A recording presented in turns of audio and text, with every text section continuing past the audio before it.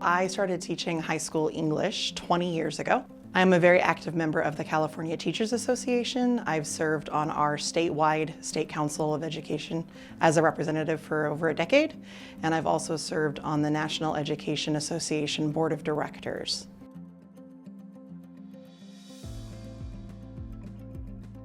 AI is being promised to do the things that we know are incredibly difficult to effectively do in education, like meeting the needs of every single student. We can immediately diversify the curriculum by giving you multiple reading levels. We can address different learning needs. We can translate all the language into these things. That we're being offered, hey, we can grade for you. We can gather data in these ways.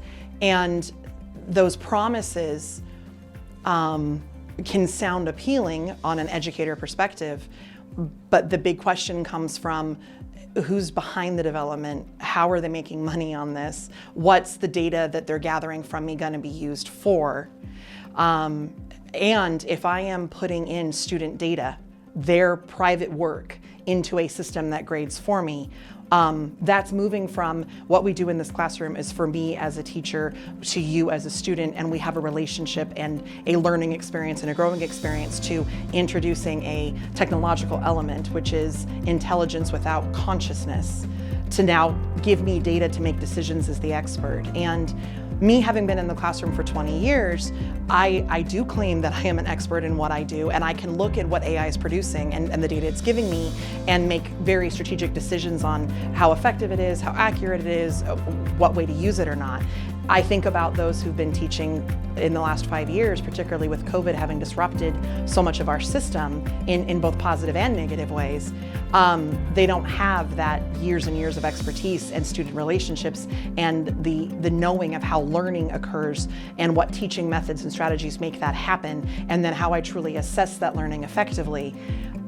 If you don't have that expertise, how do you gauge if the AI is doing what you need it to do, especially when it's been built by non-educators, probably with the goal of making money, not necessarily to further education for students. So there's just these many, many layers of things to think about. Our assessments are encouraged to be electronic so that we can easily compile data and then use that data to make decisions without always asking if that data is truly effective, because the best data I can get is to ask my students to talk.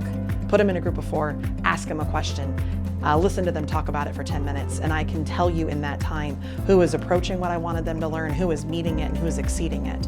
But that's all an internalized education expert that knows how to create a learning situation, teach them to talk to each other, teach them to process big questions and bring their learning in to make that happen, as opposed to, we'll just take this test and then AI will compute the data for you and tell you what the patterns are for you to pay attention to.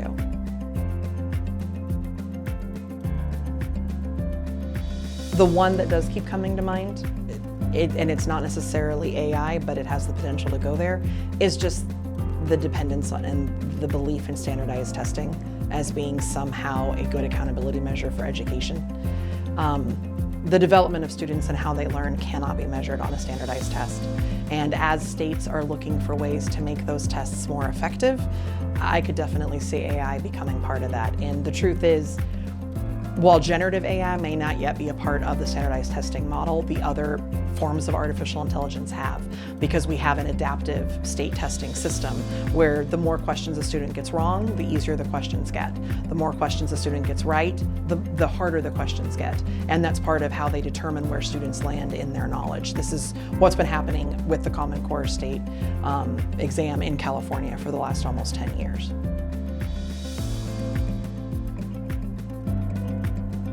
The number one thing I've learned from people here today is the reminder that labor has more in common no matter what industry you're in. Today I have talked to folks who are in the gig economy, I've talked to our nurses, I've talked to education workers at college level, and realizing that we are all facing the same concerns about our expertise being part of the conversation, about decisions being made either to us or with us, about the needs of bargaining what we know is important for our consumer, the people that are using and receiving our services. In my case, it would be students.